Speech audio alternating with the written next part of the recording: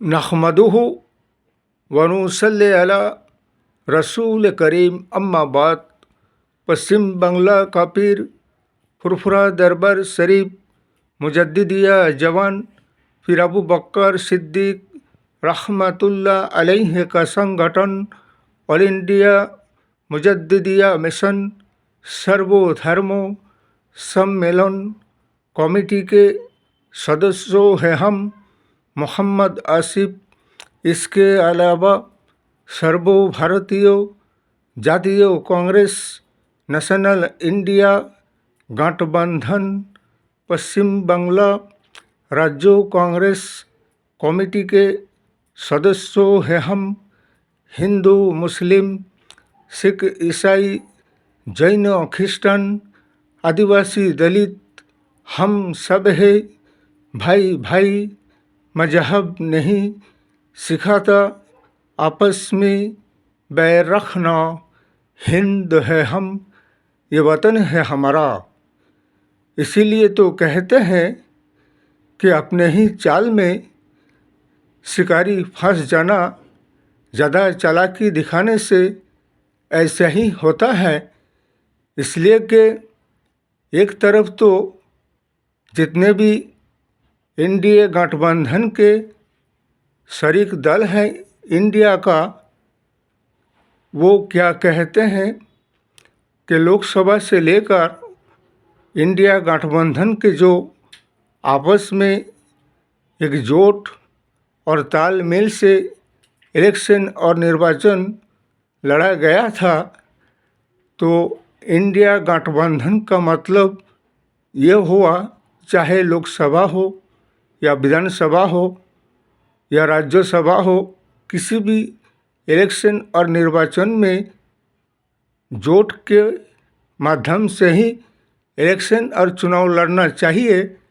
लेकिन कुछ ऐसे राज्य है जैसे कि दिल्ली अरविंद केजरीवाल का शासन, जैसे कि पश्चिम बंगला ममता बंदोपाध्याय का शासन, यहाँ पे जब विधानसभा इलेक्शन और चुनाव लड़ने की बात आता है तो पश्चिम बंगला का मुख्यमंत्री कहते हैं कि हम तो सिर्फ जोट इसलिए किए थे इंडिया के साथ कि हम अपने राज्यों में हम खुद ही अकेले अपने जितने सीट है उसमें इलेक्शन लड़ेंगे, लेकिन इसमें हम किसी के साथ कोई गठबंधन और सीटों का समझौता नहीं करेंगे।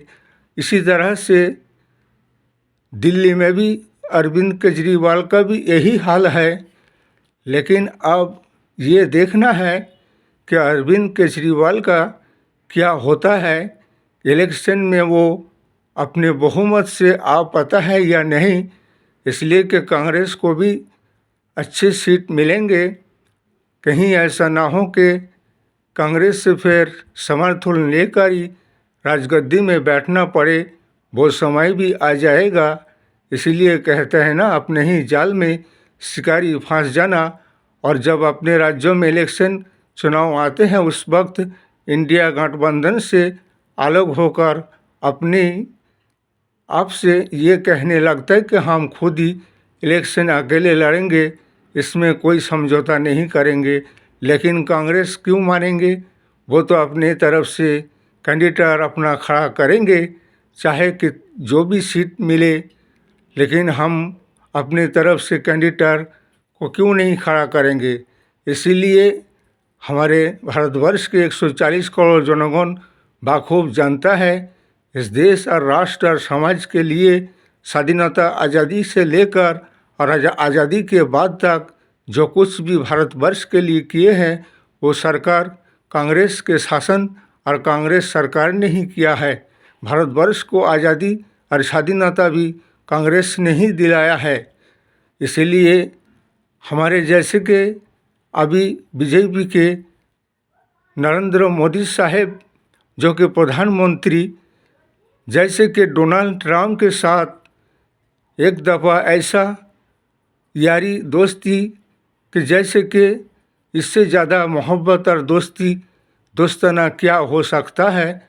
लेकिन आज वो दोस्ती का सिला ऐसे बेवफाई से दिया है जैसे कि भारतवर्ष के जो लोग वहाँ अमेरिका में कारोबार के लिए यहाँ से भारत से गए थे, लेकिन उनको जब भारत सरकार के पास लौटा रहा है वापस, तो उन्हें जैसे किसी मुजरिम के हिसाब से उन्हें लौटा रहे हैं हथकंडा और हथकड़ी पहना कर।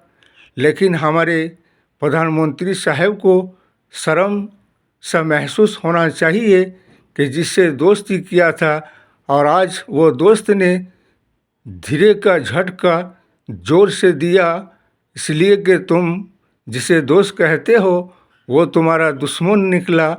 आप भारतवर्ष के जनगण के साथ कैसा सुलूक किया जा रहा है, और इधर बीजेपी शासक दल अपने आप में मौन रख कर चुपचाप जैसे कि फेविकॉल लगा लिए हो अपने मुंह पर और खामोश बैठे हुए सब तमाशा देख रहे हैं।